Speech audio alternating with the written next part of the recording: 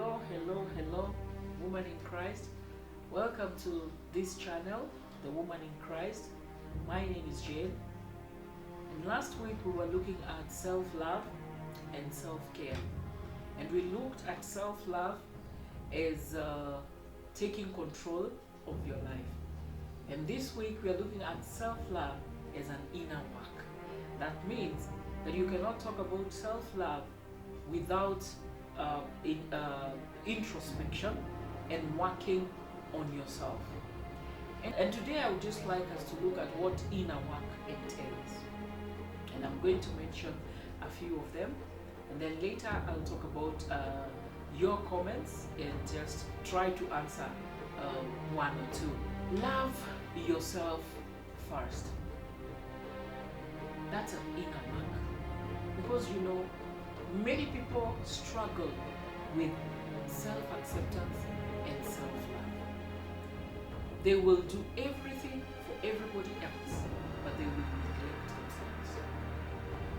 And you will see this by the way they don't take care of their physical appearance. I don't understand when a woman will not be well groomed, neat makeup, good hair, looking good, fashionable. That's part of self-care. I'm not saying that it is what defines self-care, but I'm saying that most of the time it's an indicator of somebody who loves themselves to the extent of looking good, not for others, but for themselves. Accept yourself first means put yourself first before others. The Bible also teaches us that you can only love others to the extent that you have loved yourself. How will you know how to love somebody else before you have known how to love yourself? Put yourself first. Take care of your needs first before you take care of other people's needs. Part of doing this is learning to say no. Saying no means that you know that if you take on that task or if you do that thing, it's going to take a toll on you, it's going to stretch your limits, you won't enjoy it, you just don't like doing it, you don't want to do it, and it's okay not to want to do something. It's okay to say no. But many women find it hard to say no because they want to please everybody, even at their own expense. They want to please their significant others, they want to do it for their children, and it's all okay to do those things for those people. But if you have not done them for yourself, then you are not taking care of yourself and you're not a good steward of yourself. So put yourself first and learn to say no. And I like a statement that someone said, no is a complete statement. It does not need explanation. It does not need justification. No is a complete and perfect statement. Learn to say no, woman in Christ. The other thing is, learn to accept your emotions. Emotions are a healthy way of knowing what's happening in the inner you. If you find yourself crying all the time, having outbursts of anger, it's just an indicator to something that is happening. Emotions are the barometer of our inside temperatures or our thermometers. Emotions are the thermometer of what is happening inside.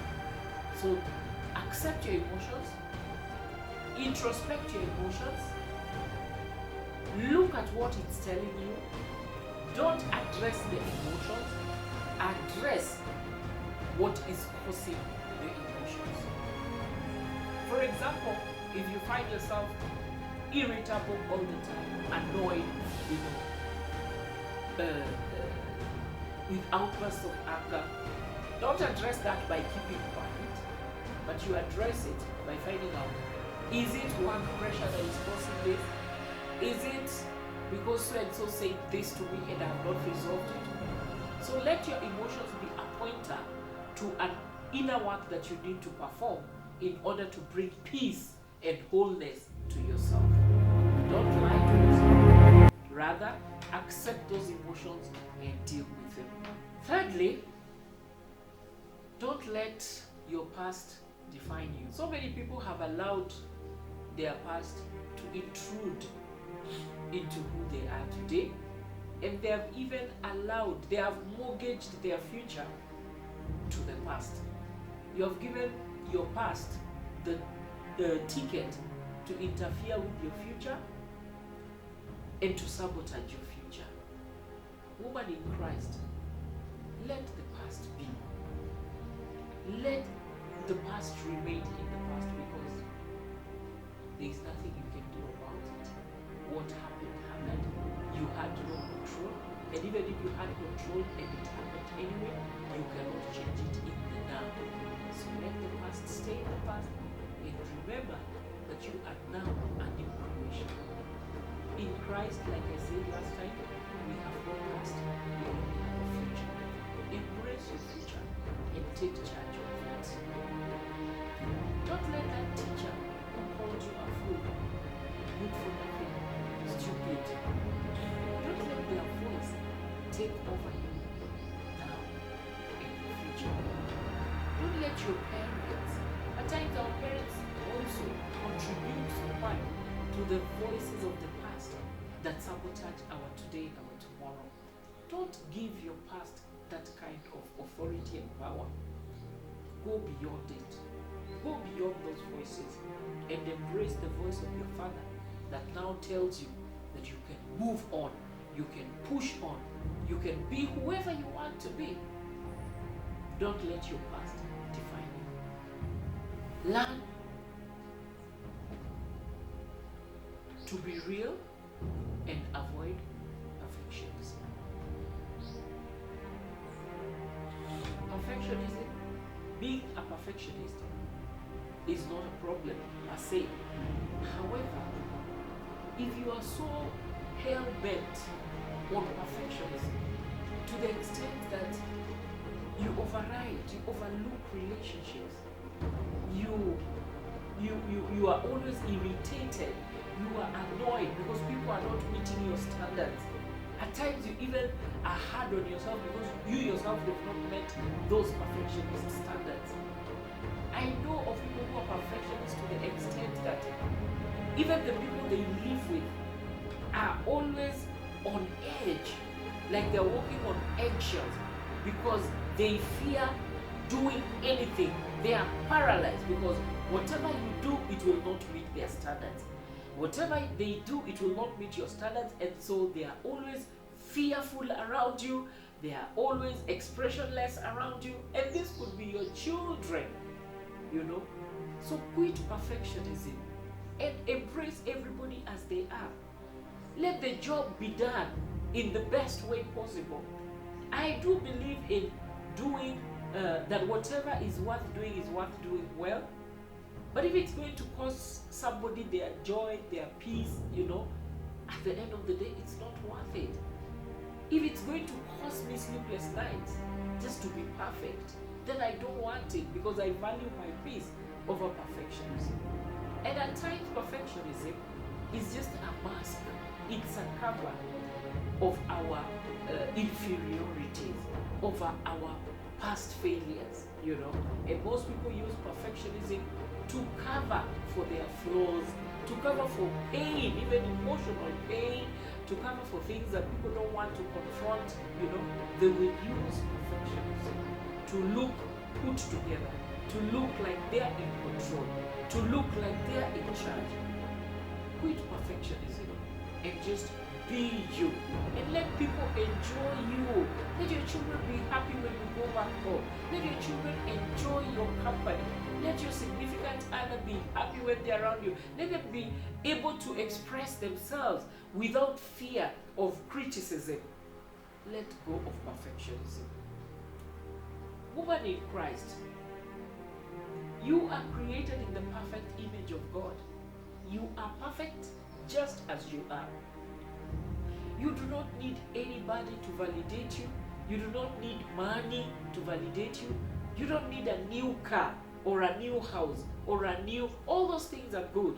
And if you can have them in the fullness of time, as you have planned for them without struggles, then well and good. Go ahead and get that new car, get that new house. But if it is just so that you can validate your ego, so that you can prove to your neighbor that you are also successful, whereas you have taken a loan to buy that car, it doesn't make sense. You are depriving yourself of joy. You're depriving yourself of inner peace because you don't know how your neighbor got that car, but you want to compete with them, not knowing how they got it. So quit thinking that you are not enough, or that you need to add in order for you to feel validated. And because you're the woman in Christ, remember, the Bible says, seek ye first the kingdom, and all these things that the Gentiles seek after, instead of you seeking after those things will actually be seeking after you. Trust the process of life in Christ Jesus to deliver to you those beautiful things that you desire, to deliver that good job, to deliver that good car. Because in the fullness of time, those things will come. But trust the process of life. That as you mature, as you become a good steward, as you get into that space, these things will find expression in you. They will find you where you are. Trust me. Every good and perfect gift that God has for you, it knows your address. So relax. You are perfect just as you are. You are more than enough just as you are and just where you are. Take joy in that. And again, woman in Christ, don't be hard on yourself. There are people who don't even enjoy who they are. You work so hard, 30 days, 31 days in a month, and you're so hard on yourself. You don't take time out to relax. You don't take time to have your me time. Go to the spa, get a massage, go to the spa, do an aromatherapy. Beautiful, those things that just make you relax and enjoy this side of eternity where we are. Take time with your friends. Go out, with your significant other. It doesn't matter how old you are, how old your children are. Take time out. Enjoy yourself, and woman in Christ, let yourself loose. You are in charge. You have dominion over this planet that has been put at your feet and at your disposal. So take time to enjoy these things. Take time to enjoy your family, your children. Take time to enjoy you in your me time. Take time to meditate, to pray, connect with your Father. Take time and do you in your own space. Don't be hard on yourself. I know women who don't even buy clothes for themselves.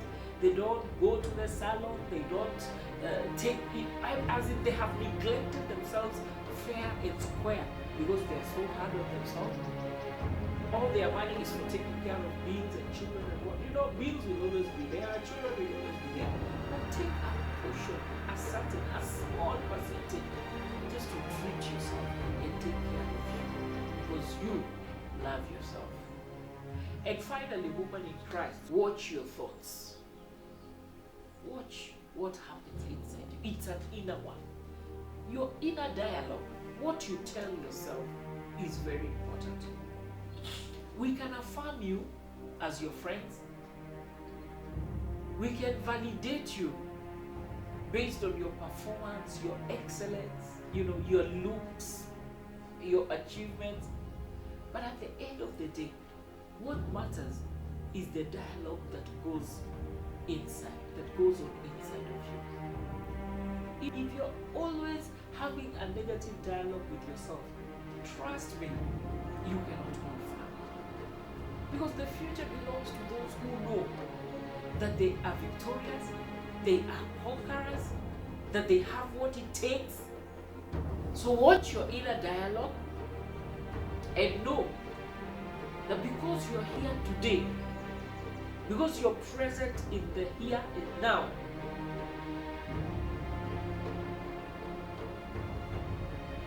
you have what it takes to face your future and be who you want to be. And the other thing that I want to talk about is enjoy the here and now. Enjoy your present, because many people have suspended enjoyment, they have suspended joy, they have suspended all the good things to a future date. Let me tell you, if you deny yourself now, whatever you have denied yourself has gone. Yet, whatever you'll be enjoying in future, provision has already been made. Your Father has made provision for now. Because He made provision for yesterday. You didn't die yesterday. He has made provision for today. And trust Him that He has made provision for tomorrow. So enjoy the here and now. Be present now. Avoid that trap of saying, I will enjoy next year, I will enjoy after my children have graduated, I will enjoy after I've done my PhD, I will enjoy when I'm done with my master's. Enjoy the here and now, even as you progress to those other ambitions that you have. Be present. So, woman in Christ, that has been my time. Thank you so much for tuning in. And just to comment on a question that I was asking, do, to practice self-love. Number one, the practical things that you can do. Look at the mirror. Write on your mirror, maybe you can post a sticker, all those things that God says you are. I am beautiful, I am lovable, I am accepted, I am righteous, I am victorious, I am more than a conqueror, I am in charge. Write all those things and look at the mirror. I am beautiful, wonderful, created in the image of God. Look at yourself in the mirror and start using those words of affirmation to yourself. Don't just wait for people to tell you, I love you. Don't wait for your significant other to be the one reminding you that you are loved. Remind yourself that you are loved. Let it begin with you, so that when others tell you, it is just a bonus.